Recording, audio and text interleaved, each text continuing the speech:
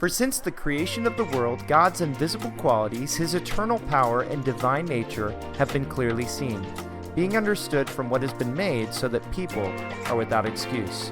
Romans chapter 1, verse 20. Kurt and I today talk about the evidence for God in creation. And since we're at District Conference, we have a special guest to join us.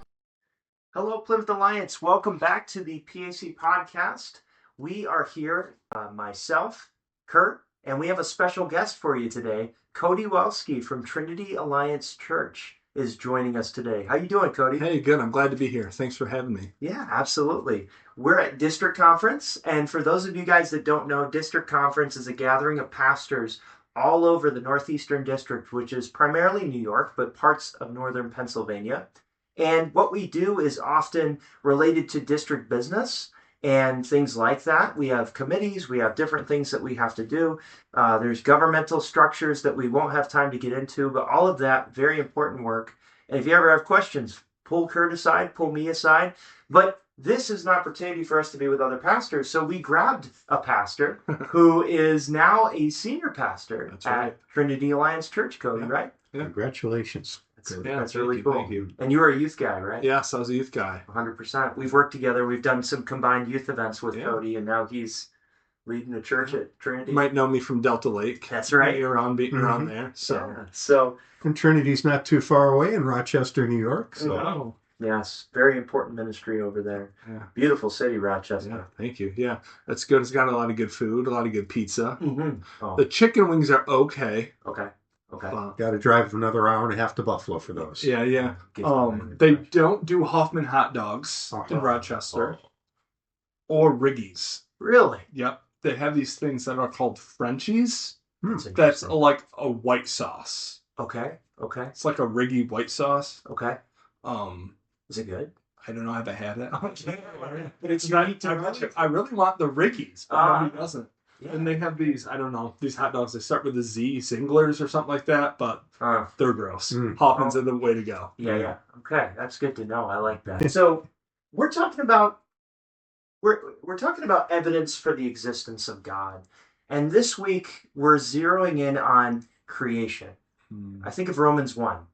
Creation is evident. We're without excuse, is what it says. And this is speaking mostly to the Gentiles. He talks to the Gentiles, then he talks to the Jewish audience, and he's going between the two. But he's saying for these Gentiles, it's like the question that you often get is, okay, there's a group of people on an island isolated from everything. There's not a missionary to go to them. How on earth are they going to even know about God, right? And Paul answers this in Romans 1 by talking about creation. And what this boils down to is you can't have a painting without a painter. It's a very basic concept. Yeah. And we overcomplicate it, don't we? Yeah, I think I like that. I think if we can get this right in apologetics, that even if we can get people to start thinking that there is an intelligent designer, then we can piggyback off that and point to that Christianity, that Jesus is the only way. Is the only way that has. If we talk to people about people that are super intellectual, the evidence is staggeringly pointing to Jesus. Over any other world religion. Absolutely. Dave and I talked a couple of weeks ago, Cody, about how really it takes more faith to be an atheist than a Christian. Yeah, there's actually a book by a guy named Frank Turek. And, love that. That's the best book. Can you repeat his name, Cody?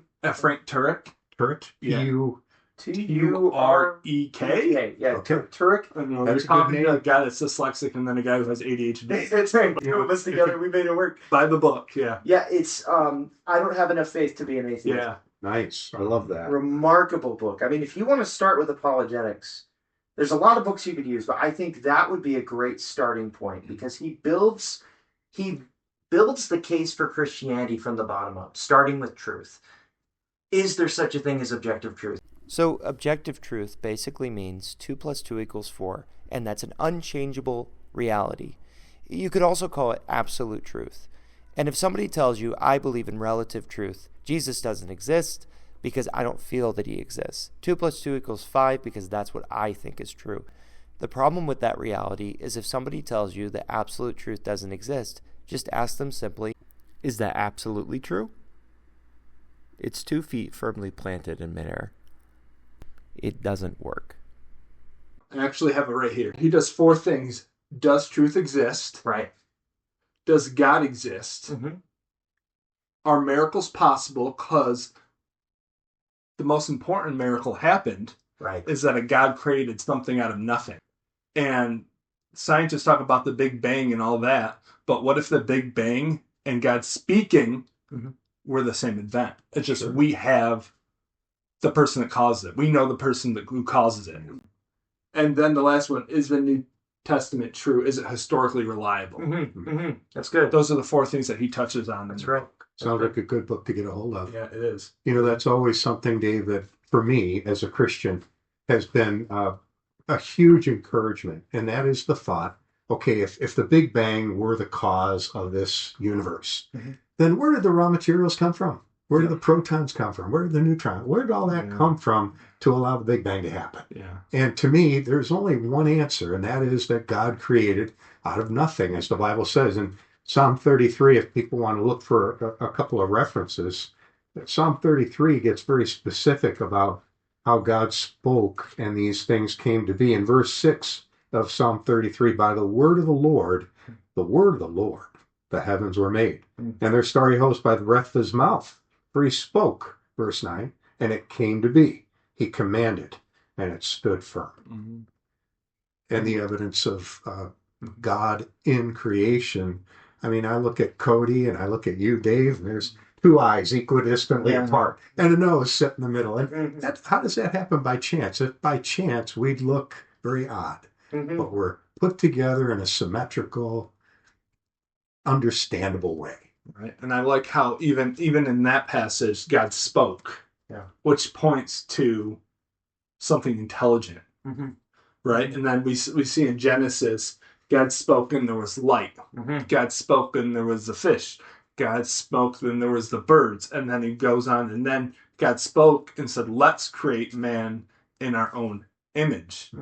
And one of the most compelling arguments for creation is thinking about the intelligent design that's in our DNA and how the perfect amino acids, the A, C, G, T, I'm not going to pronounce those, but please look them up, viewers, that they all match up. And when they're in perfect synchrony, it creates something beautiful. It creates us. Right. It's intelligent design. It's intelligent numeric, something that we can measure. Well, it's a language. DNA is actually a language. Yeah. The intelligent design movement was sort of, there was an attempt by especially atheists and secularists to snuff it out because it sort of pointed to something outside of, because if you take God out of the equation, who do we go to for answers?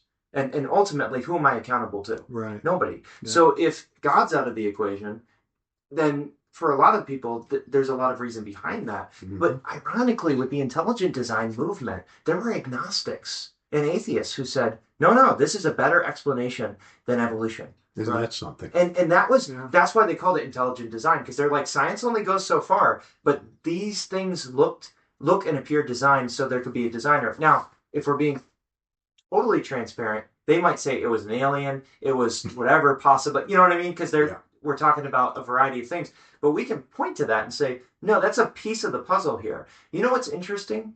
Richard Dawkins, who's one of the most famous atheists, he actually said, it's very possible if you want to make an argument for God that, you could look at how designed everything seems and everything. But we'd have to be a distant God. He couldn't be the God of the Bible. Maybe it was an alien, something like that.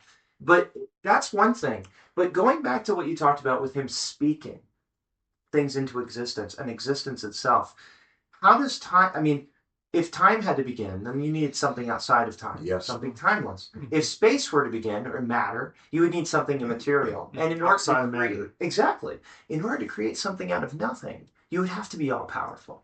Because who else do you know that exists can do that? Absolutely. Good. So we're talking, and I would say you can even go so far to say that this would be personal, because they would have a reason for creating things at all. So you have a personal, all-powerful, immaterial being who is timeless, spaceless, immaterial, all of these things. Basically, in order to start the universe, you would need someone outside of the universe that isn't made up of the universe's stuff. So, and then we look at design, as Cody talked about, with DNA, which is actually like a code. But they designed computers after, right? They saw the code, and then they just we don't have the technology. We can't put amino acids in the computers, so they just turn it into zeros and ones. That's all computers. That's all the language is a bunch of zeros and ones. Exactly, and we don't question computers being made by a designer. And ironically, when it comes to evolution, let's just humor that for a second here. Let's just assume we'll give them that. Okay, if evolution is true, it actually is so statistically impossible that these things would be unguided that you would ironically need a guiding force or a mind in order for even that to work. Mm-hmm. So let's say we even grant evolution, and I'm not an evolutionist by any means, but let's say we give them that. That's so impossible that you would need God still. Yeah. That's what's crazy about it. There's definitely more evidence to believe what the Bible has to say. Mm-hmm. Going back, Cody, to your comment, the universe seems so large and big, it seems like, that's something bigger than us. And obviously it is in a sense, but God created the universe for us. Mm-hmm. And let me read Psalm 19. The heavens declare the glory of God. The skies proclaim the work of his hands. Day after day, they pour forth speech. Night after night, they reveal knowledge. They have no speech. They use no words. No sound is heard from them, yet their voice goes out into all the earth. And, this is the great thing about God, in my opinion. He says, I'm going to create man in my image, Cody, like you mentioned. And I'm going to use everything else I've created to point man to me and to speak of me. To give him glory. Yeah. And then see, even the rocks cry out. Yeah. Right? For his glory. And I'm not going to get and you're preaching your sermon for Sunday. Yeah. Right. But everything with have you seen on the news about the pyramids and the frequency coming? What's going on with that? The frequency so they found these pillars underneath the pyramids, and a lot of people had different things, but they're actually picking up frequency from these stones. Oh my goodness. It's like that is like even the stones are crying out for his glory. You look in a microscope, you see a cell, you're without excuse. You're telling me that there's no creator. You're telling me there's no designer. How about the Hubble telescope? You look at that and you think, who but God could orchestrate even the physics involved with keeping the universe together? That's right. If you dial, actually, the anthropic principle is something I would love everybody to Google if they could, because an anthropic principle basically says that there's these laws that exist, like the laws of physics and things like that, where if they were to be just tinkered with slightly, the fine-tuning of the universe, because if you look at instruments, they need to be tuned, right? John would tell you this. Any of our worship team people or any musical people would tell you that things need to be fine-tuned in order to play well. And if they're not, it doesn't sound good. The universe has laws that have to be fine-tuned. If they are off by just a slight amount, the universe would not be what it is. It would cease to exist. Yeah. So even those are so finely tuned that if they were to just be off by a hair, you would not have a universe at all. Yeah. The cosmological argument that Frank Turk has in his book. It's the scientific evidence shows that space, time, and matter exploded into being out of literally nothing. The impossibility of an infinite regression of time also shows that time had a beginning. Right. So time needed to have a beginning. God spoke. If there were an infinite number of days before today, then today never would have gotten here. So since today is here, there were only a finite number of days before today, which mean that time had a beginning. Since space, time, and matter had a beginning, then the cause must be something, like you said, something beyond space, time, and matters. In other words, there must be a spaceless, timeless, immaterial, powerful, personal, and intelligent cause beyond the universe that brought the universe into existence. These are some of the attributes of a theistic God. And theistic meaning personal. Yes. And involved presently in the orchestration of the universe. Boy, that sounds familiar. Yeah, that's, together with that, I know that some of our listeners may seem, well, that just blows me away. Blows me away. Yeah. But it's more evidence for our faith. And Hebrews 1 says this. Now, by faith, we understand that the universe was formed at God's command, so that what is seen was not made out of what was visible. And we don't always understand all these arguments. And I'm glad that Cody's here bringing them to my attention, because I want to do some more research. But my final act as a Christian is to say, okay, I'm weighing the evidence. There's much more evidence to believe that God created the universe. So my faith is not a blind faith, but it's employing the evidence. I'm saying, all that God has created speaks to me. His creation speaks to me about his reality, and that he brought these things into being with only a word. Yeah. And I've placed my faith on that evidence. And that faith brings hope, right? Because we don't have to live this life caught in our emotions, like the speaker talked about today. Caught in our emotions, because our emotions can lead us down, sometimes down a dark path. But we have a God who loves us and who is a theistic, personal God who wants to be with us. Be involved. And he created us for that. Yes. Yeah. Created us for relationship, right? Yeah. Send his son to die for us. I heard when I first became a Christian, I had some of these similar questions like, what about the people on an island that have no access to anybody else? Or this tribe in Papua New Guinea that lives in the trees, like that nobody ever got to. What would happen? Like, isn't that so sad? How could a loving God do that? But how could a loving God like not do that? You know what I mean? How sad is it that Jesus had to die in a tree for the whole world's sin? That's even sadder. Yeah.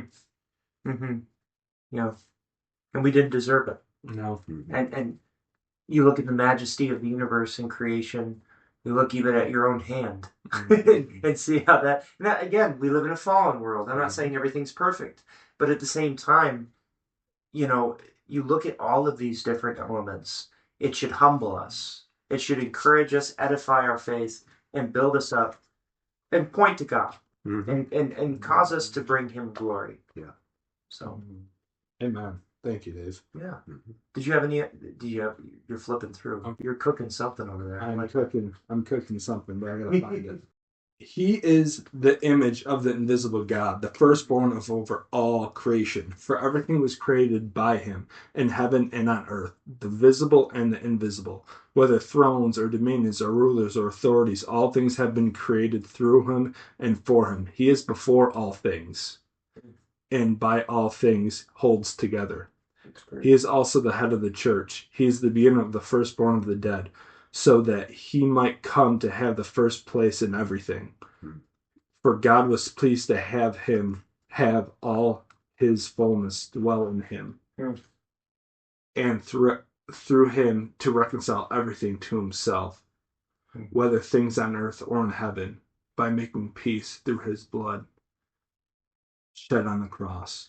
And I just think that sums up everything that we've been talking about. He was there in the creation. Yeah. He was the image of the invisible God who created us. And he was even involved after creation. Right. Continuing. Yeah. And he holds all things together. That's why the rocks cry out.